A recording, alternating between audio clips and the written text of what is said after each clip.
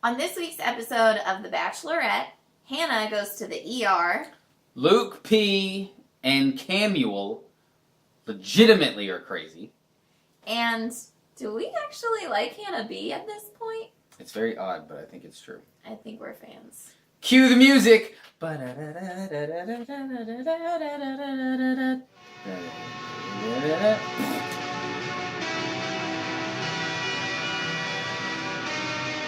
Hi everybody! Thanks for watching our weekly recap of the Bachelorette Season 15 Bachelor Nation. If you think a husband and wife couple reviewing the sode is great, share us. Don't forget to subscribe and hit that thumbs up button as well. So if you're wondering why we're always on our phones whenever we are doing this, it's because while the episode is playing, we take copious notes. That way we can bring you, the viewer, información, as they say in Peru. As usual, there are 2 group dates and 1 one-on-one date. So for our first group date, this date included Jonathan, Mateo, John Paul Jones, Jed, Kevin, Tyler C., Mike, and Creepy Cam. Creepy Cam!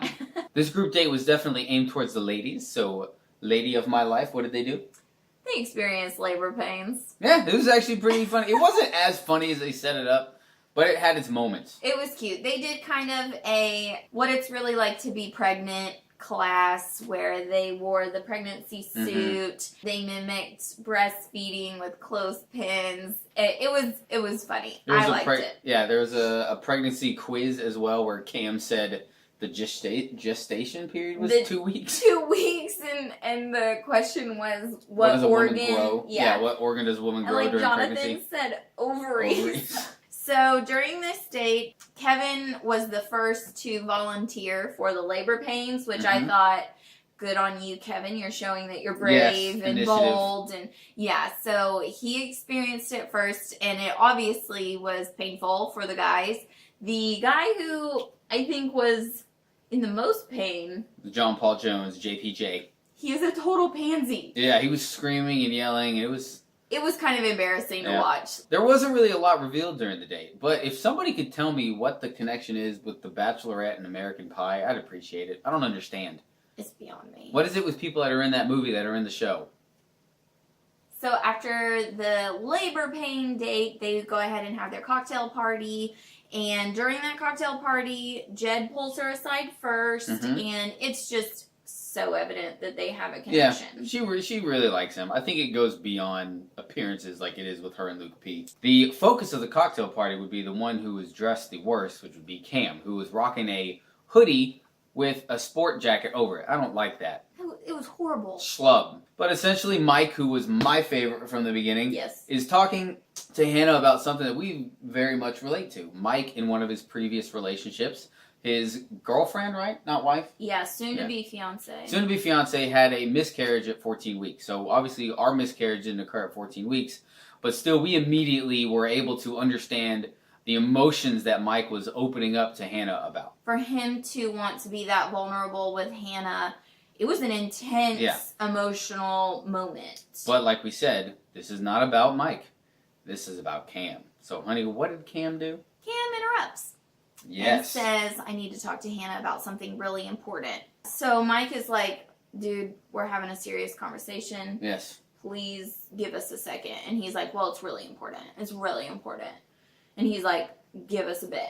I'll come and get you when we're done. In the rare occasion of the person interrupting actually being turned aside. He goes away. He ends up interrupting not 1, not 2, but 3 times. That's thrice. 3! What? Hannah's getting mad. Yeah, very, very upset. She is not okay with this. Obviously, she is wanting to give Mike her attention and Rightfully respect so. Because he's opening up to her about something extremely personal. And when Cam comes back the 3rd time, Hannah says, please leave. I'll come find you later. Not now. We were like, okay. Yeah. The takeaway is that Hannah obviously did not appreciate what he was doing. And at that point, whenever he did actually succeed, Mike left, and then Cam sat down, and she was ticked. She didn't want to talk to him. Her body language was so checked out. You want to know what his important thing was that he needed to tell her? Was that he quit his job to be on The Bachelor. I mean, is that important? Yes. But is it stupid, awkward, stalker, loserish? Yes. He told her he knows that she likes or wants to see bold statements. So, during their time together, in which, Cam is the only one speaking, basically, our boy Jonathan, Short stack. He comes in and is like, Cam, your time's up. It's time to go. Basically rips Cam away from her. Jonathan basically eventually gets Cam to leave, and Hannah was not like, Jonathan, no, hold on. No, Hannah was she had a big old smile on her face. Go. She enjoyed it. Jonathan kind of rescued her, and it was super cringy to watch and really awkward, but we really loved it because we hate Cam. Yeah. So after Jonathan's time with Hannah, he goes back and sits down on the couch next to Cam. She's Jonathan. I'm Cam. You got something to say, bro? No. No. It was so awkward. I just think it's funny. He goes, I kind of admire you. I didn't think you had it in you. Yeah, and he goes, yeah, me either. It was so funny. So, honey, who got the group date rose? Your boy Mike. Yeah, Mike Epps. It's not really his name. While she was giving it to Mike, she said, there's more than one way to show how to be bold. Or something like that. Obvious shot at Cam. She said bold can be shown in many different ways. There we go. And it was an obvious dig at Cam because he was on Mr. Bold, you know. The thing that we started liking about Hannah is the fact that she's taking digs at the psychos. Like, she was doing little jabs. Yeah, she was. It was fun. She was doing some passive-aggressive little awesome. jabs, and she's sticking up for herself and the process. More on that later. Mm-hmm. After the first group date was the one-on-one date, and she gave that date to Connor. Our surfer boy. Dude, bro. Originally, they were supposed to do something with sailboats, I think, but he ends up getting another letter saying, I can't make our date, I'm sick, but will you please come hang out with me at my hotel? Come to find out, Hannah was in the ER for what I'm assuming is just dehydration. That's what it looked like. All she said is that she just woke up, took a couple steps, and then passed out. We don't even know what that means. They spend the day cuddled in bed, making out, whatever, Upon leaving... He did something really sweet. He left a scavenger hunt of Post-it notes. All over the hizzy. It was so sweet. It was all the things he liked about her. And I thought... It was pretty toot. Well played, Connor. Well played. But then Hannah sent a driver to come pick up Connor, said to dress nice. He took Connor to meet Hannah, where Hannah had the rose. She gave him the rose, and then they had a private concert. Yep. It was a win for Connor. Win for Connor, yeah. And I guess a win for Hannah because he was sweet. He was sweet to her. Yeah. So between that and the second group date, they just snuck it in there that Tyler G left. So what it turns out is that Tyler G is not a good person. Yeah.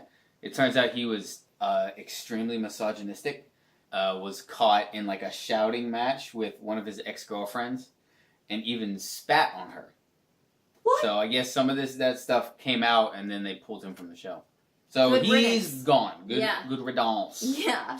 So that takes us to group date numero dos. So on the second group date, it was Luke P, Peter, Grant, Dylan, Garrett, Luke S, Joey, and Devin. This one was boring at first, but at the cocktail party, it got live. What? Got live? Yeah, it got live. That's what the kids say. Oh boy. I'm hip. So for this... Shizzy. Schnikes. Yeet. So during their group date, the activity was that they did a photo shoot with animals, so I was immediately like, yes, please. I love animals. It had its moments. Snake. But overall, it wasn't that entertaining. The main takeaway from the group date is, as everything was coming to a close, Luke P started getting greedy, possessive. Saw her hanging out with other dudes, started getting possessive, and as she's like, okay, it's time for me to go change, he's like, well, can I walk with you? I'll just walk with you. I'll just go. Well, where are you going? She had to tell him, no, you're not coming with me. Yeah. Like, it was weird. Chill the blankety blank out. Yeah. Dude, bro. So all of that was just pretty embarrassing. So that was the end of the photo shoot. Then they go to the group date cocktail party. Get comfortable. Stuff happens. But first, let me say that I loved her romper. She loved her romper. When Luke P was being all clingy, she was like, listen, I will talk to you later.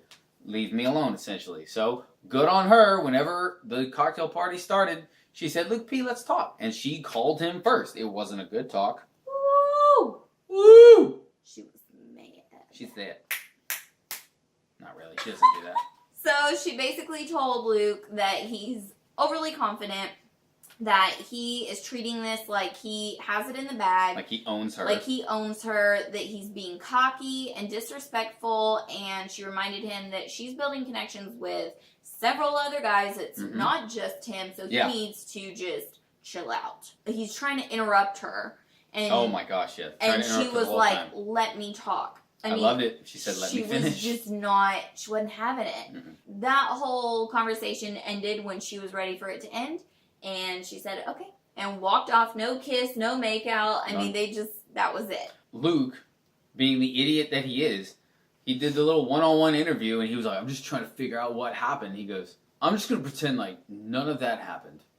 Just going to pretend that conversation never happened. So instead of giving her space like she asked, he immediately stands up and then interrupts whoever it was that she was talking to at the time. Literally, she just told him, give her space to explore other relationships, and he interrupts. The look on her face whenever she walked back. She's mad. She looked at him like he was an idiot. It was she great. Was so mad. He interrupted another one. Twice in a row he interrupted people. It just seemed as if he does not value her. Yes. Right? It's all a possession thing. Like I've assumed from the beginning that he's more in this just for the next stage of life. And I think what he really wants is a trophy wife. I don't think he's really wanting to love Hannah. I think it's a competition, which he is a competitive crossfitter, egotistical dude. So this isn't about love. This is about a contest. And he thought he won it. And I'll give Hannah credit. She seems to be in it for the right reasons. But this dude is not. Yeah. So he's just spiraling out of control, man. And all the guys are seeing it. They're all like, dude, he is like losing it. Yeah. So then he camps out, blocks the doorway to where Hannah's having some one-on-one time with another guy. And to every guy that comes in, he's like, no, you're not getting to talk to her. He almost started fighting Peter. Hannah comes out and sees that Luke is literally like guarding the doorway and that Peter's waiting. And she picks Peter over Luke P. Well, she told Luke P. She was like, I told you I will talk to you later. And then just walked away from him. Yeah. We are really liking Hannah at this point. I know. I didn't think it was going to happen. I didn't either. She's standing up for herself. Yeah. She's putting guys in their place. And we're a fan. She ended up giving the group date rose to Peter Pilot. PP. Peter the Pilot. They had a really good time together. They really connected. So, I mean, I think Luke might have fallen out of the top spots, and I think it's so Jed and Peter who are 1 and 2. I think it's Tyler C and then Connor. I think those are the top 4. And then Luke might be a 5 because she thinks he's good. She's into his appearances. But she's definitely seeing the red flags with him, which is good. So, Peter gets the group rate. Group rate. Oh my God. Not rape. Rate. Group rate. Group rape, though, Rose. It'll be a whole new show at that point. My ears are hot. You know I meant to say group rape, right? you meant to say group rose. I don't know how you're going to edit this. Yeah, I'm going to get you something to pull you off. Thank you. I'm dying over here, man. Hydrate. Cheers. Peter gets the group date rose. And then it goes back home for the ending cocktail party. Chris Harrison comes in to tell the guys it's a tailgate party, not a cocktail party. Do you want me to play the role of Cam? Yeah. Okay, so you can keep doing it. Okay.